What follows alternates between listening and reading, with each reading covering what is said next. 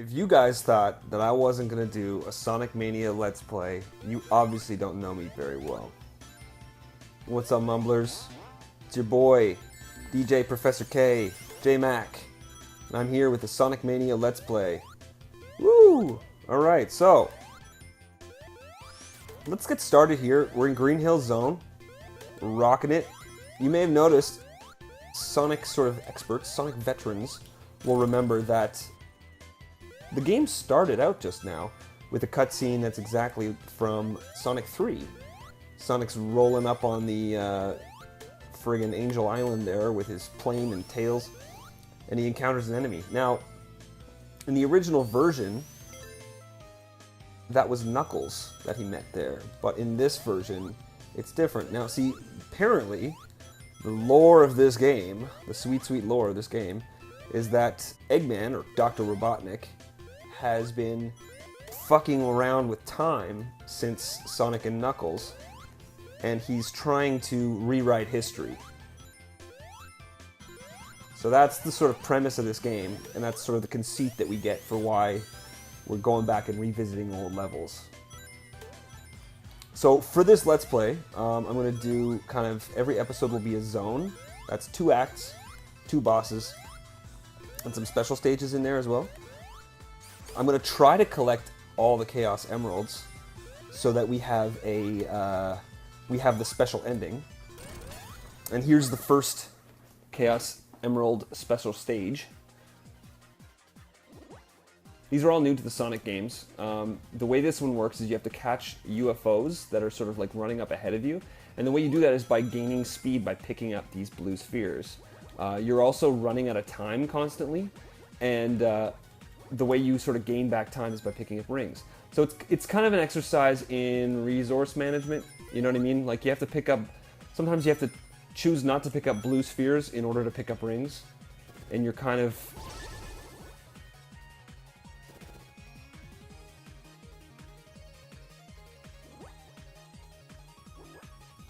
always kind of tossing back and forth between getting speed with the blue spheres or time with the rings. Now this first one, it's pretty easy, so hopefully I'm just going to nail it out right here. There we go, I actually got ahead of it there. You do laps of that course and eventually you catch up to it, provided you get enough blue spheres. They get pretty hectic later on.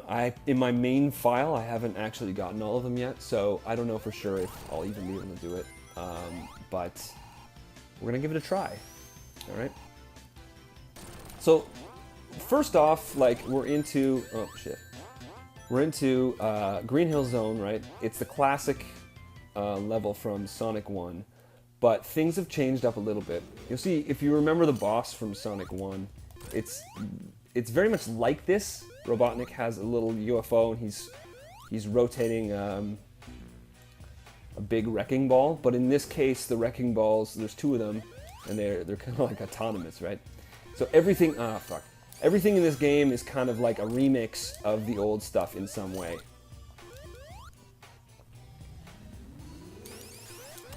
Oh shit. Now for this Let's Play, I included Tails. In my main file, I didn't have him, and I found that the game was a little bit harder.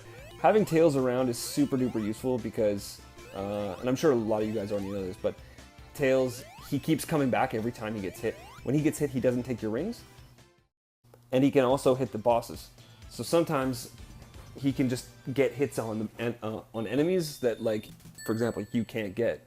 It just makes the game slightly easier. Oh, fuck. So, here we are in Act 2. Now this is where things really start to open up in terms of the premise of the game. Like, oh shit.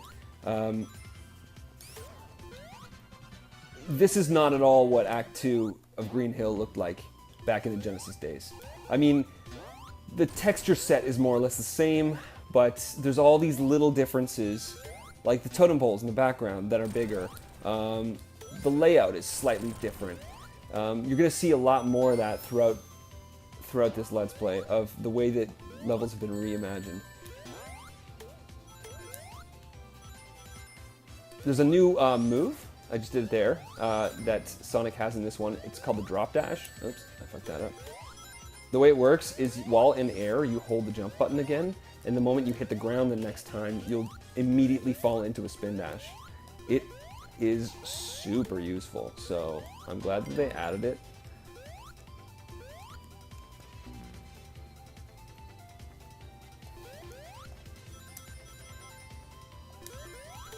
Also, I've just picked up a fire shield. Now the fire shield is unique to, I believe, Sonic 3 and Sonic and Knuckles, or Sonic 3 and Knuckles. You can't get it originally in Sonic 1. So there's all these neat sort of changes that this adds to the gameplay. You saw a minute ago with the fire shield I burned that bridge. Little details like that are really satisfying.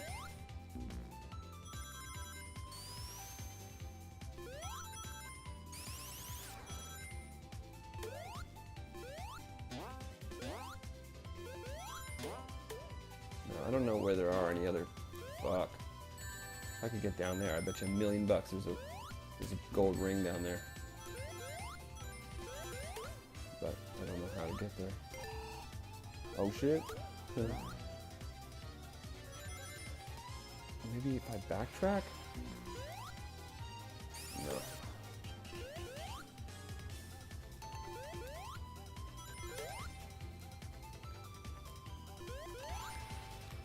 Oh well.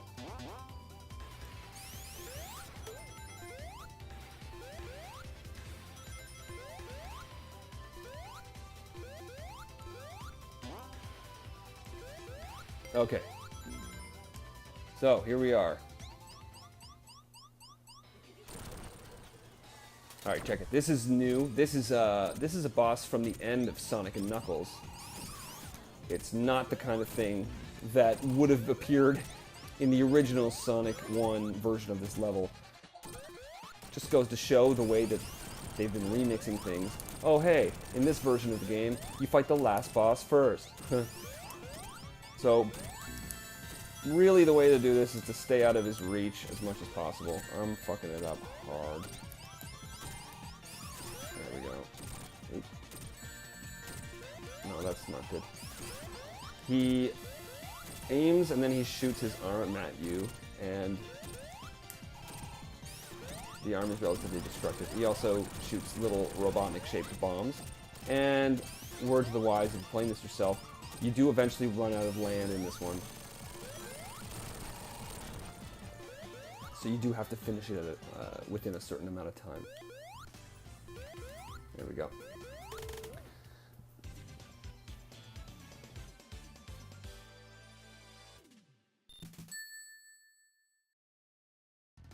Alright, now we got a little cutscene here. There's Eggman again with a bunch of weird robos. And the lore says that these guys are the hard-boiled heavies, a bunch of Robotnik's machines with a little bit of personality. Anyway, guys, thanks so much for watching. That was Green Hill Zone, Episode 1 of the Beyond Mumble Dome Sonic Mania Let's Play. We're going to carry on with Chemical Plant Zone in the next episode, so stay tuned for that. Thanks a lot.